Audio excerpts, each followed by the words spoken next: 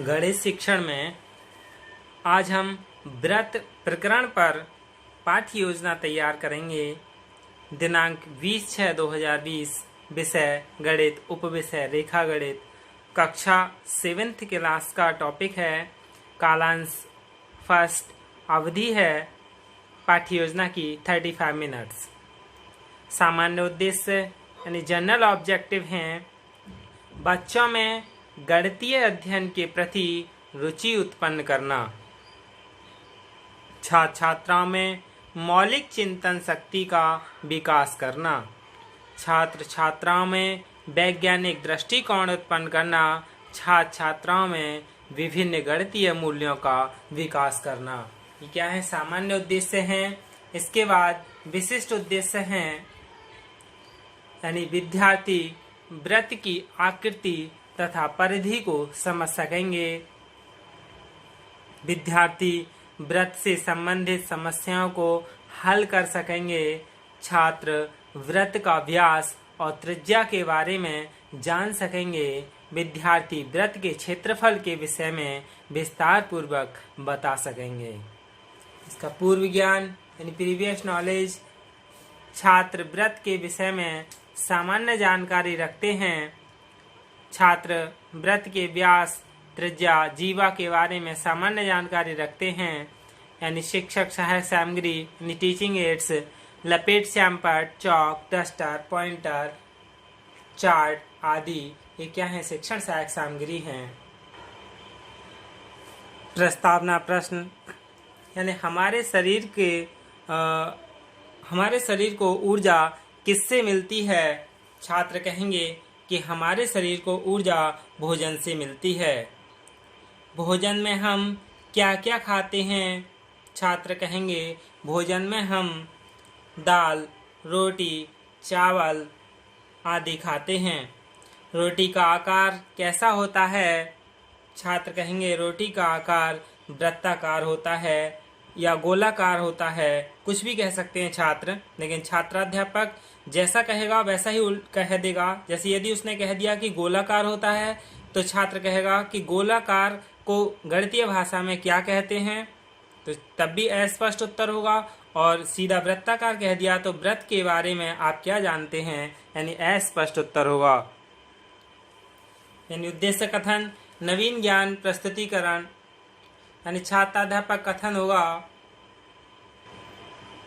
कि एक निश्चित बिंदु से एक निश्चित दूरी पर स्थित बिंदुओं का बिंदु पथ एक वृत्त कहलाता है। छात्रों, आज हम वृत्त के विषय में विस्तार पूर्वक जानेंगे।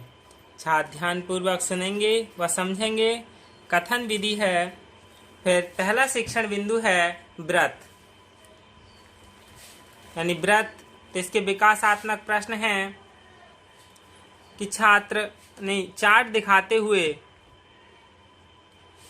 व्रत के बीच में स्थित बिंदु को क्या कहते हैं?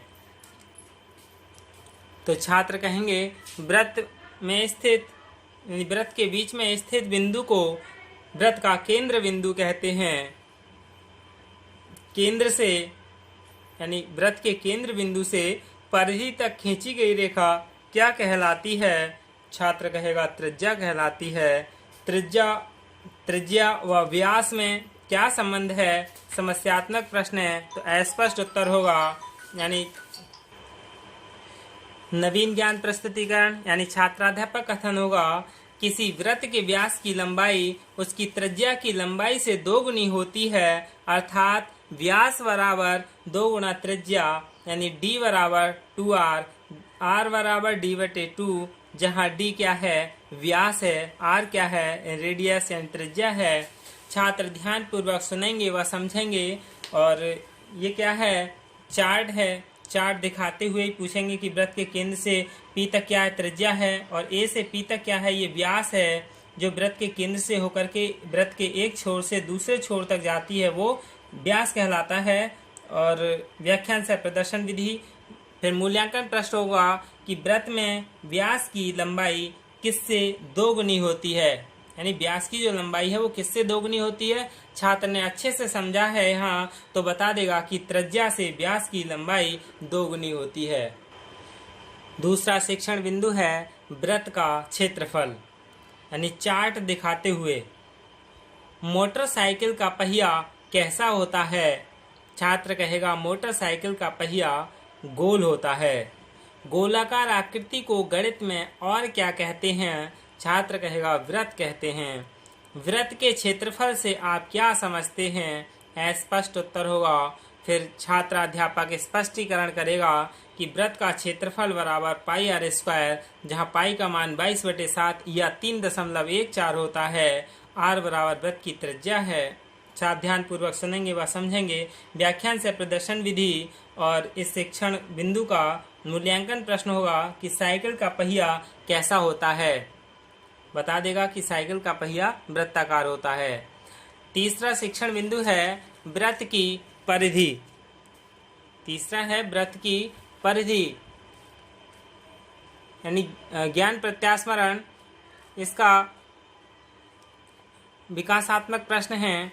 चार्ट दिखाते हुए वृत्त के व्यास को किससे प्रदर्शित करते हैं? छात्र इस चार्ट को देखकर कह देगा वृत्त के व्यास को डी से प्रदर्शित करते हैं। वृत्त की त्रिज्या को किससे प्रदर्शित करते हैं? वृत्त की त्रिज्या को आर से व्यक्त करते हैं। वृत्त की परिधि से आप क्या समझते हैं? समस्यात्मक प्रश्न है तो स्पष्ट उत्तर होगा। छात्राध्यापक स्पष्टीकरण करेगा। वृत्ताकार घेरे के परिमाप को वृत्त की परिधि कहते हैं। वृत्त की परिधि 2 बराबर 2πr, जहाँ आर त्रिज्या है, डी वृत्त का व्यास है। फिर एक एग्जाम्पल समझा दिया जाएगा कि एक प्रश्न लेकर कि यदि वृत्त की त्रिज्या 14 सेंटीमीटर हो, यानी एक वृत्त है, वृत्त की एक त्रिज्या 14 सेंटीमीटर हो तो वृत्त की परिधि ज्ञात कीजिए। वृत्त की यानी त्रिज्या आर है, आर बराबर 14 सेंटीमीटर, पाई का मान पता ही है 22/7 होता है या 3.14। तो वृत्त का क्या निकालना है? हमें क्षेत्रफल निकालना है। वृत्त की परिधि निकालनी है। वृत्त की परिधि का सूत्र है 2πr, यानी 2 गुणा पाई की जगह 22/7 और गुणा आर की जगह कितना होगा? 14 होगा। तो 7 से 14 को 2 बार काटा, कितना आ गया? 88 सेंटीमीटर, यानी परिधि कितनी हुई? 88 सेंटीमीटर। छात्र ध्यान पूर्वक सुनेंगे समझेंगे। व्याख्यान से प्रदर्शन विधि। फिर इसका मूल्यांकन प्रश्न होगा कि एक वृत्त के अनुदिश एक बार चलने में तय की गई दूरी को क्या कहते हैं? पुनरावृत्ति प्रश्न, यानी चार्ट दिखाते हुए जो हम पूर्व में चार्ट के द्वारा पढ़ाया है कि आकृति में ओपी क्या है? बता देगा ओपी वृत्त की त्रिज्या है। पाई का मान कितना होता है? बता देगा पाई का मान तो 22/7 होता है। यदि वृत्त की त्रिज्या 7 सेंटीमीटर हो तो वृत्त का क्षेत्रफल बताओ। बता देगा छात्र की आर बराबर 7, तो वृत्त का क्षेत्रफल पाई आर स्क्वायर 22/7 गुणा 7 गुणा 7 कितना होगा? 7 से 7 कटा, 22 गुणा 7 154 सेंटीमीटर स्क्वायर। श्यामपट्ट कार्य, यानी छात्राध्यापक द्वारा तीनों बिंदु श्यामपट्ट पर अंकित किए जाएंगे। छात्र श्यामपट्ट कार्य उतारेंगे। निरीक्षण कार्य यानी लेखन कार्य, छात्राध्यापक द्वारा छात्रों में दिए गए कार्य का कक्षा में घूम घूम पर निरीक्षण करेगा और कक्षा में अनुशासन के प्रति सजग रहेगा। छात्र शांति पूर्वक दिए गए कार्य में संलग्न हैं। गृह कार्य यानी जिससे अभ्यास कार्य होता है। यदि वृत्त की त्रिज्या 21 सेंटीमीटर है तो वृत्त की परिधि तथा वृत्त का क्षेत्रफल का क्या होगा? यानी पाई बराबर 22/7 या 3.14 का इस्तेमाल करके इस सूत्र यानी इस वृत्त का क्षेत्रफल को ज्ञात कीजिए। तो छात्र यह कार्य उतारेंगे तथा घर से करके लाएंगे। यही क्या है वृत्त प्रकरण पर पाठ्य योजना है। धन्यवाद।